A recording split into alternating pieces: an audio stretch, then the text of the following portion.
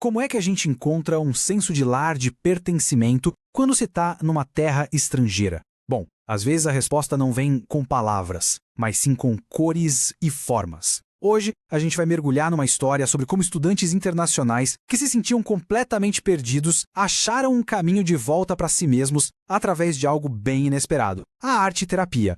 67.348. Grava bem esse número. Ele não é só uma estatística fria, não. Ele representa a dimensão de uma história humana, de uma jornada coletiva que a gente está prestes a conhecer. Mas afinal, o que ele significa? Pois é, esse número é cada estudante da China que estava morando na Coreia do Sul em 2020. Juntos, eles eram o maior grupo de estudantes estrangeiros por lá. Isso já dá uma ideia do cenário, né? Milhares de pessoas compartilhando uma experiência parecida, tentando se virar numa cultura nova e muitas vezes sozinhas. Então vamos lá. Apesar de China e Coreia do Sul serem vizinhas e terem até algumas semelhanças culturais, a vida para esses estudantes não era nem um pouco fácil. Eles encararam uma série de desafios, tanto psicológicos quanto sociais. E olha, a lista de coisas que causavam estresse é grande. Tinha a barreira do idioma, o choque de cultura, uma pressão acadêmica absurda e até a sensação de serem tratados de forma diferente. E tudo isso, claro, acabava levando a níveis altos de depressão e ansiedade. Era um ambiente de estresse constante. Agora, essa frase aqui, nossa, ela é muito forte. Foi um tema central que apareceu num estudo sobre esses estudantes. E ela resume de um jeito perfeito aquele sentimento inicial de isolamento, sabe? O medo de ser julgado. E esse medo não era uma coisinha boba, passageira. Fez com que muitos simplesmente se fechassem, selassem os lábios, como diz a frase. Eles evitavam compartilhar o que sentiam de verdade por medo de ninguém entender, ou pior, de serem julgados por estarem vulneráveis. Tá, e no meio de todo esse isolamento, como é que se acha uma saída? A resposta que um estudo recente foi investigar veio através de uma forma bem específica de arte-terapia. É aí que entra a arte-terapia. Ela é basicamente um jeito de colocar para fora o que não dá para dizer em palavras. Para estudantes que já enfrentavam a barreira do idioma, isso se tornou um canal essencial para expressar o mundo interior sem precisar falar nada. E a ferramenta que eles usaram foi a mandala. Essa forma antiga que vem do sânscrito e significa círculo é um símbolo superpoderoso de integridade, de equilíbrio. Psicologicamente falando, só o ato de desenhar ali, dentro de um limite circular, já pode trazer uma sensação de segurança, de colocar ordem no caos interno. Então, olha só que combinação poderosa. A liberdade de expressão da arte-terapia dentro da estrutura protetora de uma mandala. A grande pergunta do estudo era: será que essa abordagem conseguiria criar aquele espaço seguro que esses estudantes tanto precisavam para finalmente conseguir se abrir? E agora a gente vai ver de perto as jornadas pessoais. As transformações que esses estudantes passaram quando entraram nesse círculo de cura.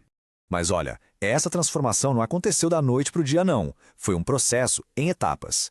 Primeiro, o pessoal aprendeu a focar em si, no momento presente.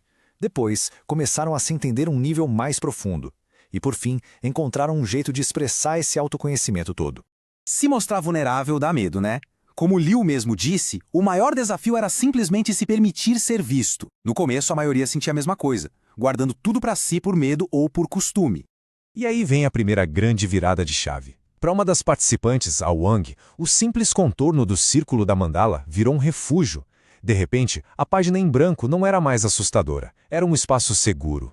E ela não só sentiu isso, ela colocou no papel, literalmente, desenhando uma casa dentro da mandala. A arte dela virou um mapa da sua jornada emocional. Encontrar um lar simbólico dentro daquele círculo, mesmo estando a milhares de quilômetros de casa. Lembra do Liu? Aquele que achava super difícil se abrir? Então, ele teve uma sacada incrível. Através da arte, ele aprendeu a se ver de forma dialética. Quer dizer, ele começou a aceitar as contradições dentro dele mesmo. Ele passou a entender que as diferentes partes dele, o azul da sua racionalidade e o roxo da sua ansiedade, não eram boas ou ruins, mas que formavam quem ele era, um todo complexo. E os resultados, olha, foram impressionantes e bem parecidos para todo mundo. A galera começou a relatar menos estresse, uma sensação nova de segurança e mais autoconfiança. O processo de criar deu a eles coragem, satisfação e um relaxamento que eles precisavam muito. Mas a cura não foi só uma coisa individual, de cada um na sua. Ela aconteceu também no coletivo, através da força da experiência compartilhada. Essa fala do Gong, nossa, ela é de arrepiar. Para muitos, a maior descoberta não foi nem sobre si mesmos, mas sobre os outros. Aquele momento em que a ficha cai e a gente percebe que não está sozinho nessa luta, isso muda tudo. E uma coisa foi crucial aqui. O grupo era todo de estudantes chineses. Eles não compartilhavam só as dificuldades de estudar fora, mas também uma bagagem cultural profunda. Isso criou um nível de entendimento e confiança que permitiu que todo mundo se abrisse de verdade. Certo. Mas e aí? O que ficou dessa experiência toda? Foi muito além de só se sentir melhor no momento. Resumindo tudo, a arte virou uma ponte. Uma ponte entre o mundo de dentro e o mundo de fora. Entre a solidão e a comunidade. Eles não só melhoraram naquele momento, eles ganharam uma ferramenta para a vida toda. Uma forma de se expressar, de se conectar e de construir resiliência.